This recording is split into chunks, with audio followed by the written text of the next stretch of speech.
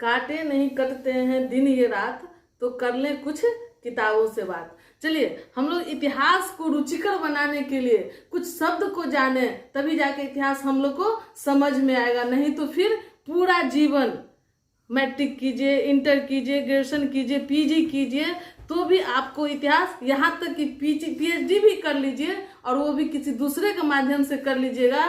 PhD भी लोग करते हैं, लेकिन आपको पता होगा कि वो थेसिस अपना किसी और से लिखवाते हैं, अपने नहीं लिखते हैं, अपने कहीं और बिजी रहते हैं, बस डिग्री चाहिए उनको। तो ऐसे व्यक्ति के साथ जब आप इतिहास पे बात करेंगे तो आपको एक छोटी छोटी सी बात वो नहीं बताएंगे, और कहाँ से वो आपको उसमें रुचि जगाएंगे। तो इतिहास को पढ़ने से पहले, इतिहास का पढ़ाई शुरू करने से पहले हम लोग को कुछ शब्द जान लेना है। जो जान लेंगे तो पूरा जीवन इतिहास हम लोग के लिए बहुत ही अच्छा हो जाएगा, एक खिलौना के जैसा हो जाएगा, जिसके साथ खेल के आप खुश रह सकते हैं, उसको पढ़ करके एक आनंद महसूस कर सकते हैं। इसीलिए उस छोटी छोटी शब्द को हम लोग आज जान लेते हैं। इतिहास को कई भागों में विद्वानों ने कई आधारों पे बांटा है, जिसमें हम लोग जो पढ़ते आए हैं, वो जो हम लोग बटे हुए इतिहास को जो पढ़ते आए हैं, वो किस आधार पे बटा हुआ है उस चीज को जानते हैं। हम लोग देखेंगे कि वो जो बटा हुआ है वो परिवर्तन के आधार पे इतिहास बटा हुआ है। जब आप 6 क्लास में जाएंगे तो वहां आपको पढ़ने को मिलता है प्राचीन भारत का इतिहास। नाम क्या है? अतीत से वर्तमान भाग 1। जब आप 7th में जाएंगे तो वहां आपको पढ़ने के लिए मिलेगा अतीत से वर्तमान भाग 2, लेकिन वो क्या है? मध्यकालीन इतिहास। और जब आप 8 क्लास में जाएंगे तो वहां आपको अतीत से वर्तमान भाग 3 पढ़ना है, और वो है क्या? आधुनिक भारत का इतिहास है। तो ये जो प्राचीन भारत का इतिहास, मध्यकालीन भारत का इतिहास और आधुनिक भारत का इतिहास है, इसका आधार क्या है? ये जो बटा हुआ है वो उसका आधार क्या है? तो आप देखेंगे कि कई विद्वान कहते हैं ये क्या है? कालखंड के आधार पे बटा हुआ है। लेकिन सच में अगर उसको गहराई से देखा जाए तो वो है क्या? तो परिवर्तन आधार पे वो बटा हुआ है। जिस काल में जिस तरह का समय था, वहां का जो व्यवस्थाएं थी, उसी आधार पे उसका अंतर किया गया है। और इसीलिए इतिहास को हम लोग 3 भाग में बांट करके अध्ययन करते हैं। पहला भाग प्राचीन भारत का इतिहास,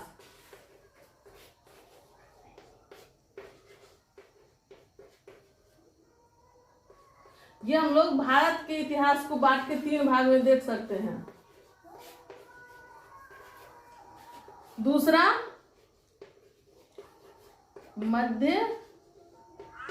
मध्यकालीन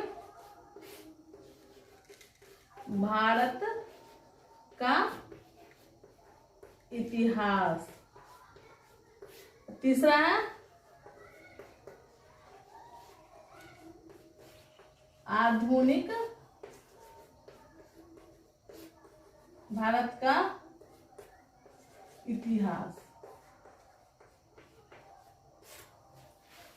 चलिए देखिए, भारत के इतिहास को हम लोग कहीं का इतिहास, किसी भी देश का, किसी भी क्षेत्र का इतिहास को जब हम पढ़ते हैं तो उसको हम 3 भाग में बांटते हैं। ये बांटने का आधार क्या है? तो परिवर्तन। तो देखिए, भारत के इतिहास को जब हम बांटते हैं तो वो है एक प्राचीन भारत का इतिहास, एक है मध्यकालीन भारत का इतिहास, एक है आधुनिक काल के भारत का इतिहास। तो चलिए इस चीज को हम लोग देख लिए कि हमको पढ़ना है जब है इतिहास तो उसको 3 भाग में बांट के देखते हैं। जब आप इतिहास अध्ययन करने लगेंगे तो आपको इन शब्दों से सामना होगी।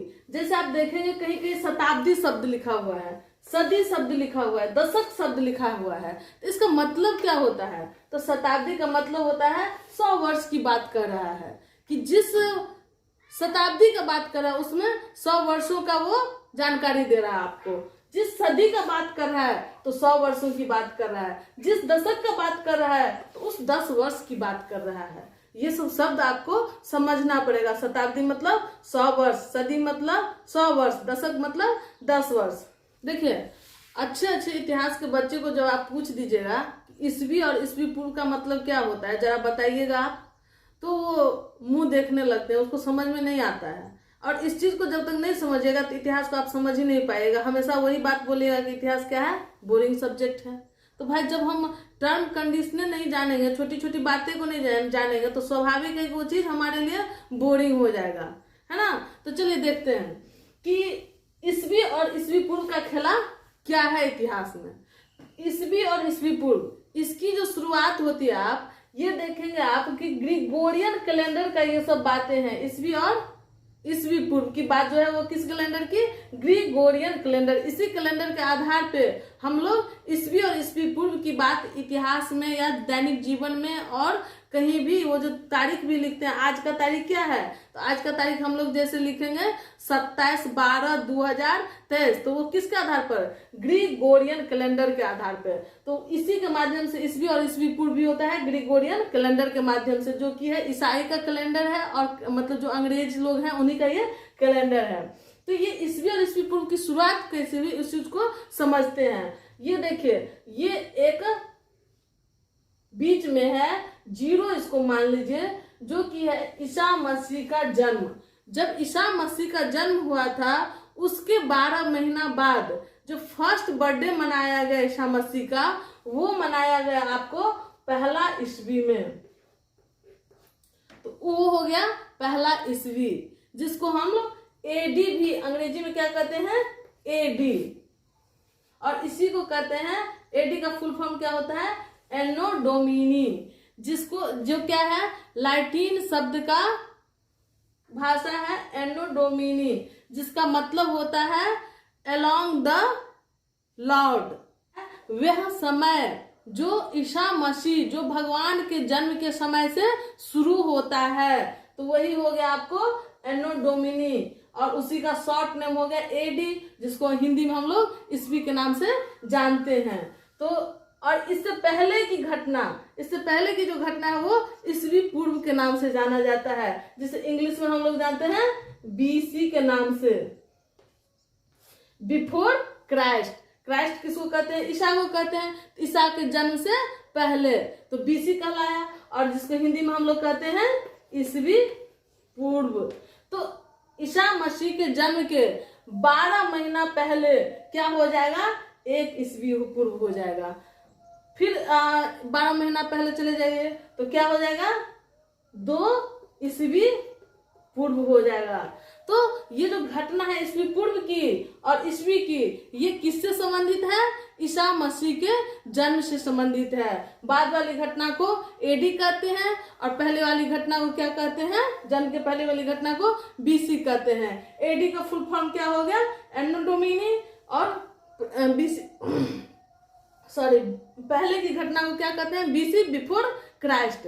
तो इस शब्द को अगर, और ईसा मसीह का जन्म कब हुआ था, तो उसमें अगर ऑप्शन रहेगा कि 0 वर्ष में, तो 0 मारेंगे, है ना। वो कोई वर्ष नहीं था, 0 में जन्म हुआ था। जब उनकी जन्म हुई थी तो कोई ईयर तय नहीं था। उनके जन्म के 12 महीना जब पहला बर्थडे जन्म दिवस मनाएगा वो हो जाता है पहला ईस्वी। तो इस प्रकार से ईस्वी और ईस्वी पूर्व की घटना हम लोग देख लिए। और इतनी सारी शब्द को अगर आप अच्छे से समझ लेंगे तो इतिहास समझने में दिक्कत नहीं होगी। चलिए इसी के साथ क्लास समाप्त करते हैं। धन्यवाद।